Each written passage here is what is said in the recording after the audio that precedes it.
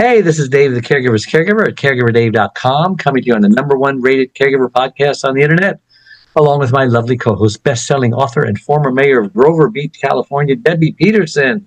Hey, Debbie. Hello, Dave. And just a reminder to like and subscribe to the show. It helps other caregivers who are struggling meet us, and we have an especially exciting show planned for you today. From being paralyzed by polio as a child to becoming an artist, photographer, educator, and caregiver, Robin Pulley proves that a powerful dream like going to Africa can carry you through anything. So, Robin, welcome to the Caregiver Dave Show. So great to have you on. Thank you. It's good to be here. Good to be here. Let's get right into the questions. We'll talk about your early life and major challenges. Now, you were paralyzed by polio at 5 years old. Wow.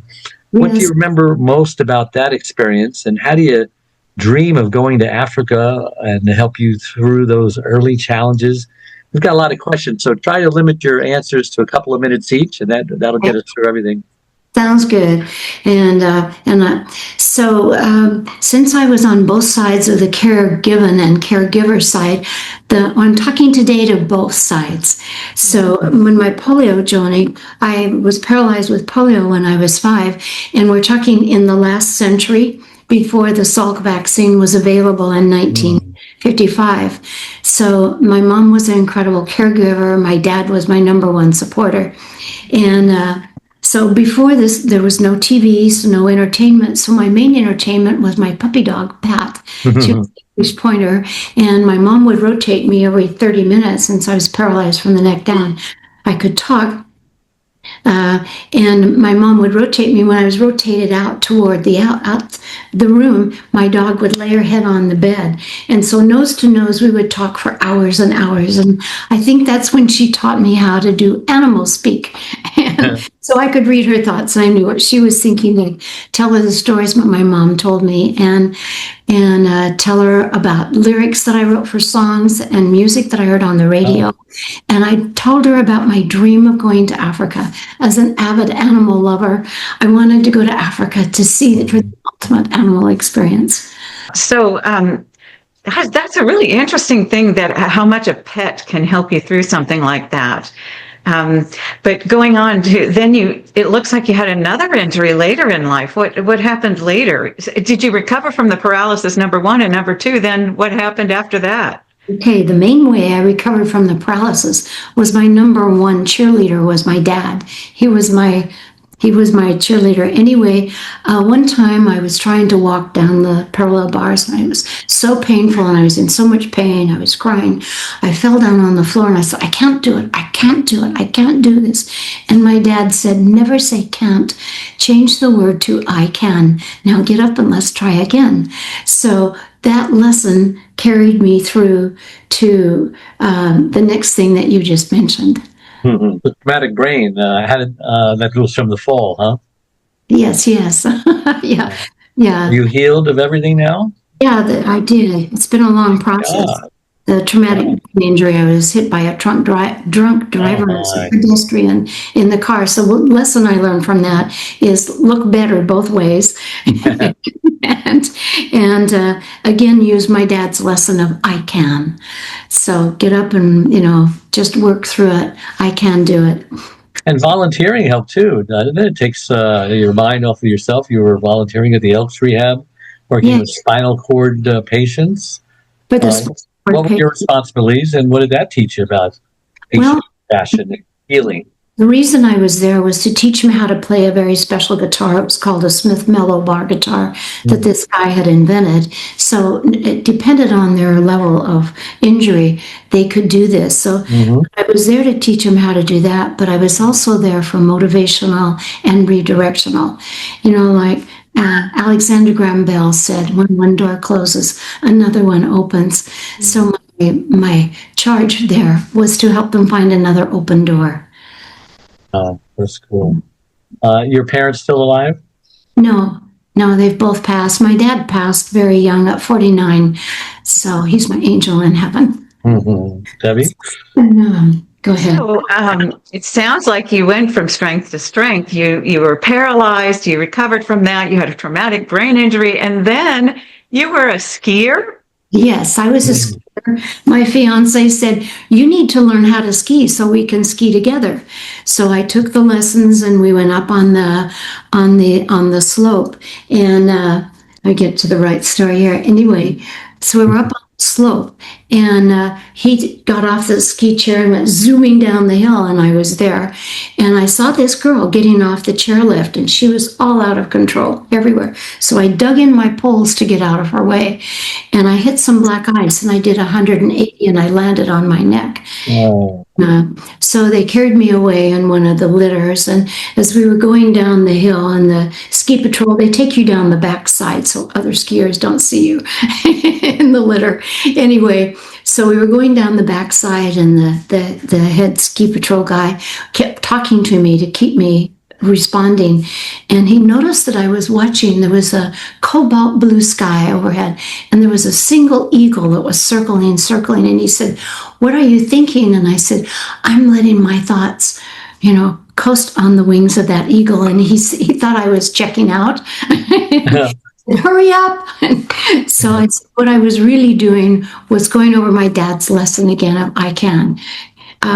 The reason that this was such a traumatic thing was I was skiing on the same hill where Jill Kinmont, she was the 1955 Olympic ski hopeful for the U.S. team. She fell down the mountain skiing and broke her neck, ended her career. I was skiing at the same resort where she had been. And she went on with her life to become an incredible teacher, loved by her students, an amazing artist. And I was thinking about her and as we were going down the hill. So again, using my dad's I can attitude. Wow. You have been a patient many times. Yes. Was that your fiance or your husband that you went skiing? It was my fiance. So did you ever get married?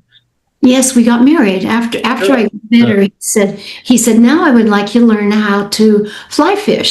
And I just looked at him and I said, "Is this going to be painful?" I loved fly fishing. I was very good at it. And we fly fished in beautiful, beautiful places. I bet he was sorry that he had you go skiing. You ski today? No, they said never ski again. But I didn't sever the spinal cord. I was very, very blessed, very fortunate. So what important lessons did you learn that you wish every caregiver understood, since you're such an expert now? Yeah, I'm an expert. Well, the lessons that we learned were, some of the big lessons we learned were with my mom as a caregiver. My mom at 95 fell down, shattered her shoulder. And so all 5 of us sisters were there and being with her there full time. And what we learned was my mom loved music. What we knew was that she loved music. And there was a particular song that she really, really liked, this guy's piano work. And he was phenomenal. He had these beautiful musical runs. And he himself had been born with a very serious heart condition. And he had multiple heart surgeries. And when he survived the last surgery, he said, "My music is my gift for recovery." And so he plays like an angel. Anyway, his name's David Cardall, but Mom loved his music, so we recorded it and we played it over and over and over. And she didn't wear her hearing aids very often. She has poor hearing, very poor hearing. She didn't wear them very often because she slept a lot. And one day she said, "It's the strangest thing. I keep hearing the same music over and over and over again in my head." She could hear. But we learned with my mom, she loved plants. So we kept plants, blooming plants in her room all the time so she could see. And we kept the windows open all the time in the daytime so we could bring the outside in to her so she could see the rest of the world. And my mom at 95 didn't have a lot of friends still around. And she had one close friend. And I called her one day and I said, "Could you please come and visit Mom for a minute?" And I said, "Don't bring anything, just come visit." And when she saw how much that meant to my mom, they laughed and giggled and talked about all their times and their experiences together. It was perfect. But when she saw how much it meant to my mom, she came again. Wow. You have 5 sisters, you said? Yes, 4 sisters. There were 5 of us growing up. No boys? No boys. No. I was my dad's boy. Yeah, so. And you cared for your husband's parents as well, and it sounds like your father-in-law lived to a ripe old age. How did that work out? What was that experience? Well, he was so cute. My sister-in-law was the main caregiver because we lived in Boston for years and years. My husband was working there, and so she was the main caregiver. And when he retired, we moved back home and were able to be part of it. But he was a master gardener. He was amazing. He was even written up in the National Geographic. He was so amazing. But he had his very own garden clear up till he was 95. People came from miles around for his fruits and vegetables. He was really cute. And he had a sign that he had made in the 1950s that said, "Eat organic fruits and vegetables for health and longevity." So he lived what he taught and what he believed. He was so cute. So he would talk. His yard was an absolute show place. So we could talk to him for hours and learn so much about his gardening. He was easy to be around because he had a purpose in life. And I think that's probably one of the main lessons to have, is to have something at the end of your parallel bars, because my parallel bars was Africa, and every step was getting me closer to Africa. It's important for everyone to have something at the end of their parallel bars, the caregiver and the caregiven. Wow. So you and your sisters, you know how fortunate and blessed you are, because usually only one of the family members are the chosen one to be the caregiver. But you sounds like you had a lot of help. Being full-time caregivers to your mom, and I guess she shattered her shoulder.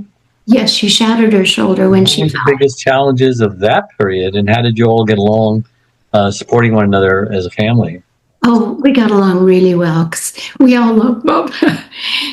It was easy. But anyway, it was really easy. But decades later, I finally made it to Africa, and I hate to tell you how many decades, but I made it for my dream come true to get to Africa. And my hubby and I spent 2 months in Africa. Spent 2 months in Africa, and we did 45 safaris. Wow, 45 safaris? 45. I could have done thousands. I loved it.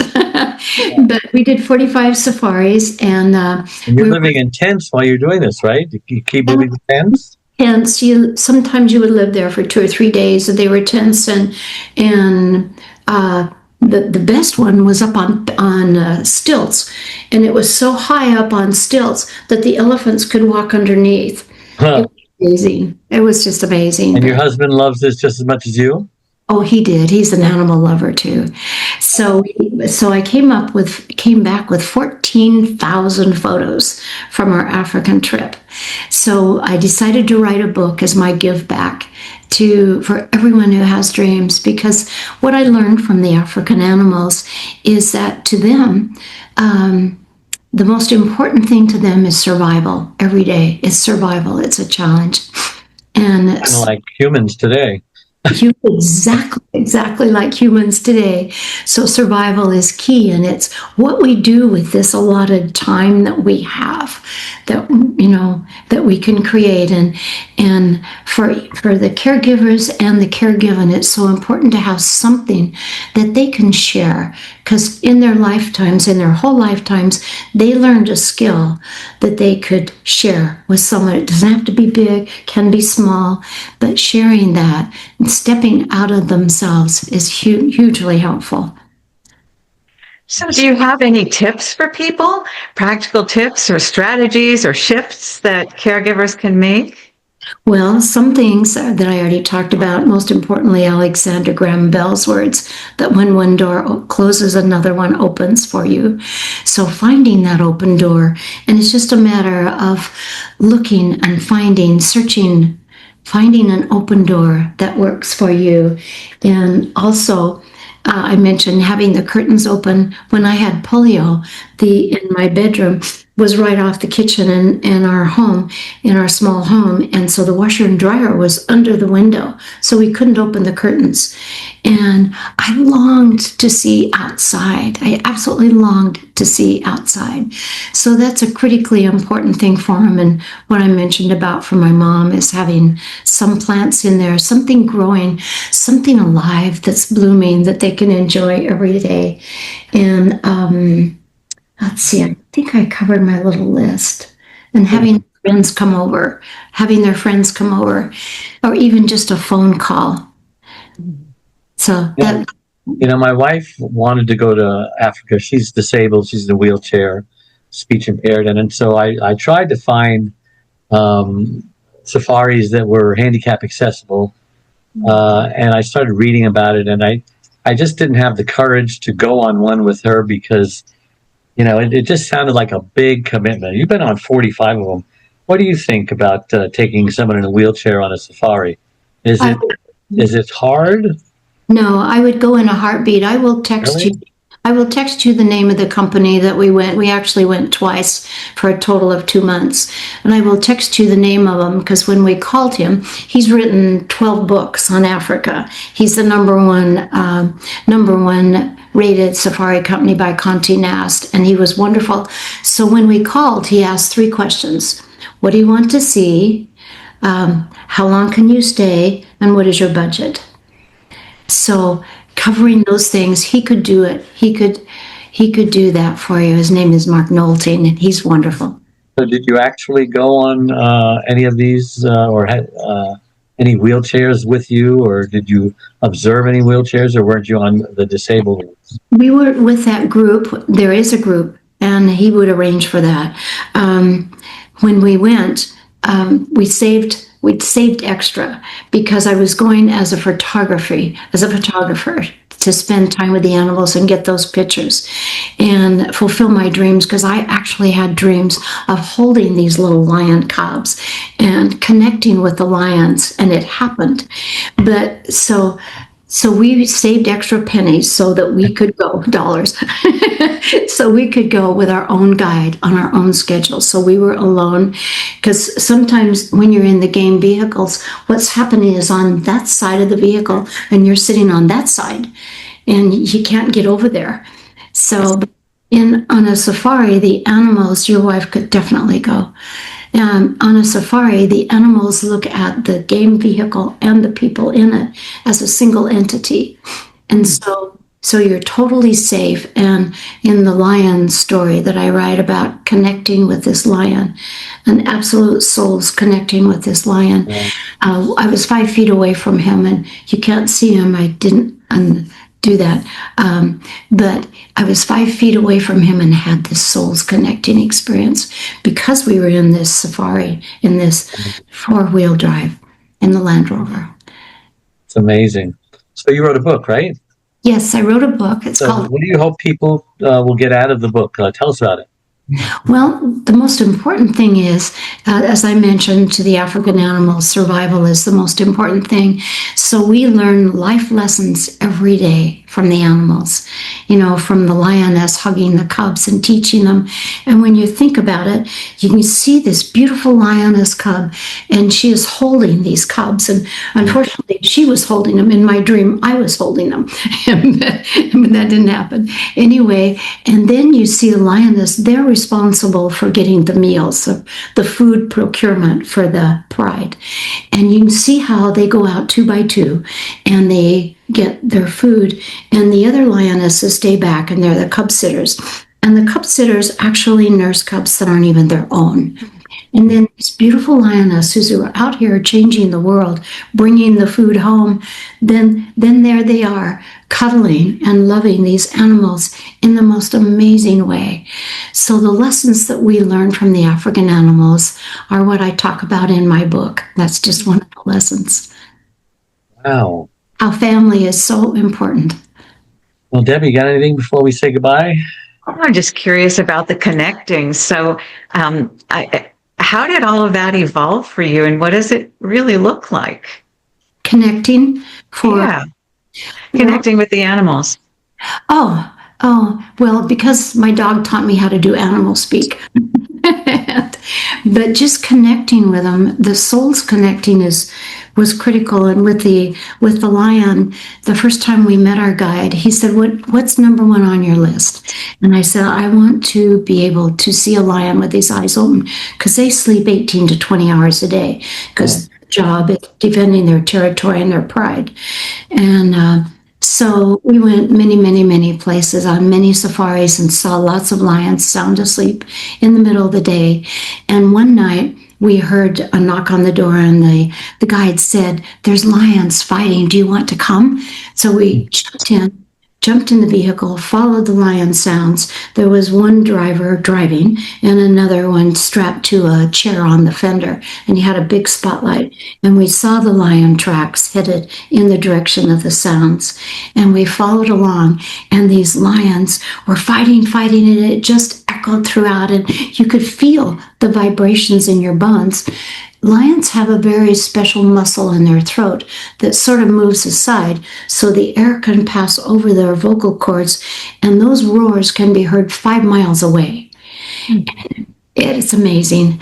So we were driving along, listening to these two guys fighting. Suddenly the fighting stops.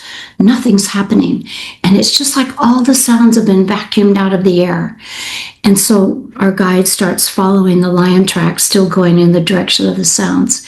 We get there, and he had spotted a lion in the tall grass at the side. And so he pulls up, and we are within 5 feet of this lion. And just as the sun comes rising over the horizon, shines right in his eyes, and he's there like this, blinking. So the light is right in his eyes. He spins around and looks at me, and we had the most amazing lion connection. And I was 5 feet away. And so it was a dream come true. So what I did is I created for your listeners, if they would be interested, I post animal stories, animal photos on my Facebook, and send out with information about the animals, like the lions I was telling you about. And then I also created, if I can put this up here, I created some pictures, and these are from the very photos in the book, if I can get this to come in focus, from the photos in the book. And they're a line drawing that are a coloring page for your listeners. So I can send out photos on a regular basis with stories of the animals and the different colored pictures. This particular guy is called a wild dog. And there are no genesis of him. He has no relatives. When he's gone, they're all gone. And they also call him a painted dog. He, looks like he'd be related to a dog or a lion or a coyote, but he's not. And they're amazing animals because they take care of the family. The most important thing when the pups are born in the family, everyone in the pride, in the cub family, the dog family, takes care of them. It's their responsibility because they are the hunters. And this little guy, these little wild dogs have a success rate of 75 to 85% when they're out procuring their food. A lion has a 50% success rate.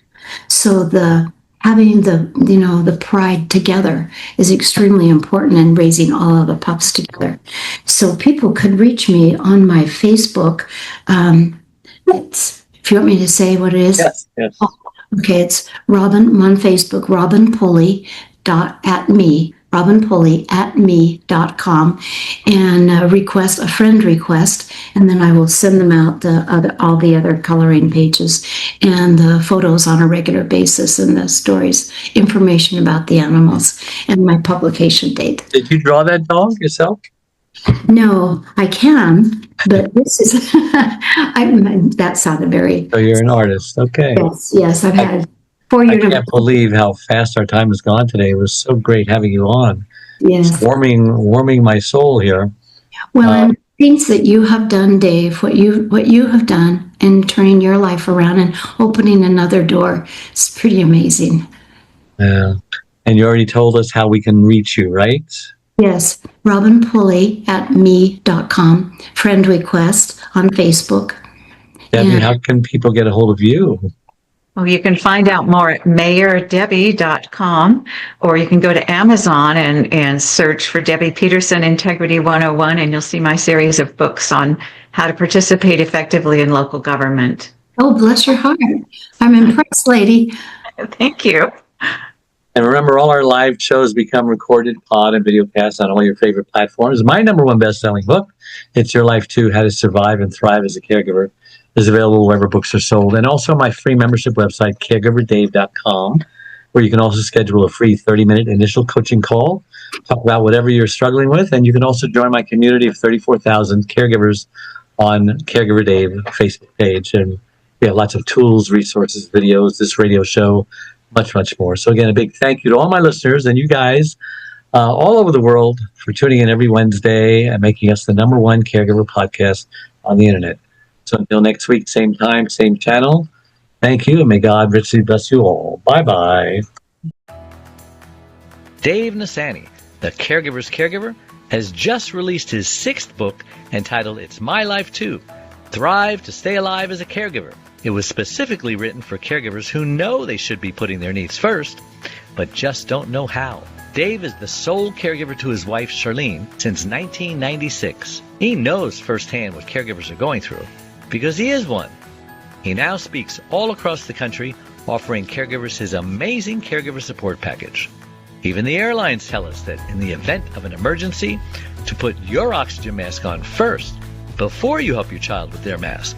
They know that those who don't heed their advice often black out, thus becoming unable to help either themselves or their child. And caregivers are exactly the same way. It's My Life Too, Thrive and Stay Alive as a Caregiver will help caregivers who are neglecting their sleep, diet, and social life and learn to put their needs first. Pick up your copy today or buy one for your special caregiver, on sale everywhere and at caregiverdave.com. Sometimes it feels like the sun will never rise, like the birds will never sing again.